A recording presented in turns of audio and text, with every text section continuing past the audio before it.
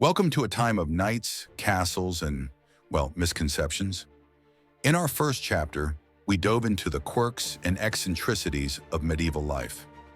But what if we told you that many of the things we think we know about this era, like knights gallantly rescuing damsels or everyone living in squalor, might not be entirely accurate?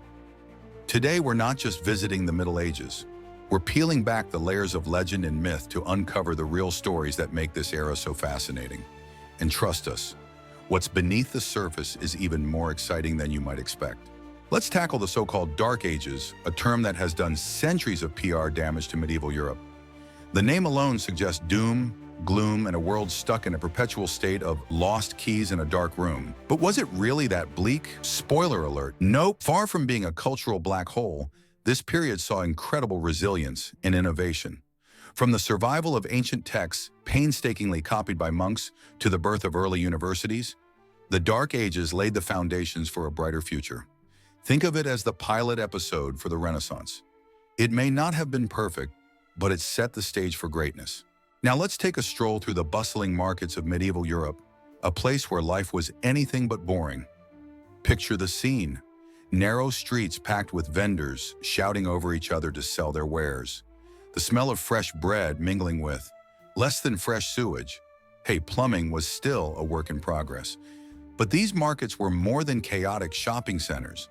They were hubs of culture, innovation, and social interaction.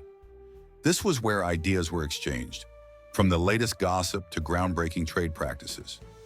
Plus, you might even catch a glimpse of an early banker using tally sticks to keep track of debt's medieval accounting at its finest. If you think modern laws can be strange, wait until you hear about some medieval ones. For instance, in the 13th century France, pigs could be put on trial for crimes ranging from theft to assault.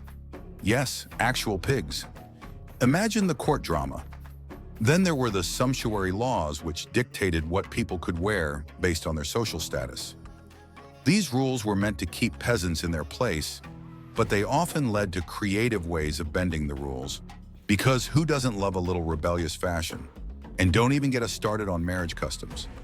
Did you know that some medieval societies had trial marriages, where couples could live together for a year before deciding to tie the knot officially? Sounds progressive, right? When medieval folks partied, they really partied. Festivals like the Feast of Fools turned society upside down, with peasants dressing as kings and clergy behaving, well, less than holy. It was a time to let loose, break the rules, and celebrate life in all its absurdity. And the food? Medieval feasts were a spectacle of roasted meats, exotic spices, and elaborate pies that sometimes contained live birds. Yes, that nursery rhyme was based on reality. These gatherings weren't just about eating, they were about showing off wealth, status, and creativity. So, what's the takeaway from all of this? Medieval Europe wasn't just knights and castles, nor was it a time of ignorance and despair. It was a period of transformation where the seeds of modern science, art, and culture were planted. The Middle Ages gave us iconic architecture like cathedrals that still inspire awe today, enduring legends like King Arthur, and even the foundation of modern universities.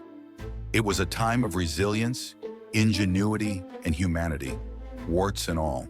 History is more than a collection of dates and events, it's a lens through which we can see ourselves.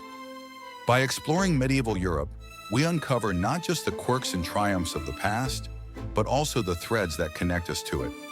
So next time someone mentions the Middle Ages, remember, it wasn't all darkness and despair. It was a time of light, laughter, and a fair share of absurdity, a time that deserves a closer look and maybe a chuckle or two. Thanks for joining us on Canvas of the Past and for this adventure through history. If you enjoyed this journey, don't forget to like, subscribe, and hit that notification bell for more stories from previous time that you never knew you needed. Until next time, stay curious.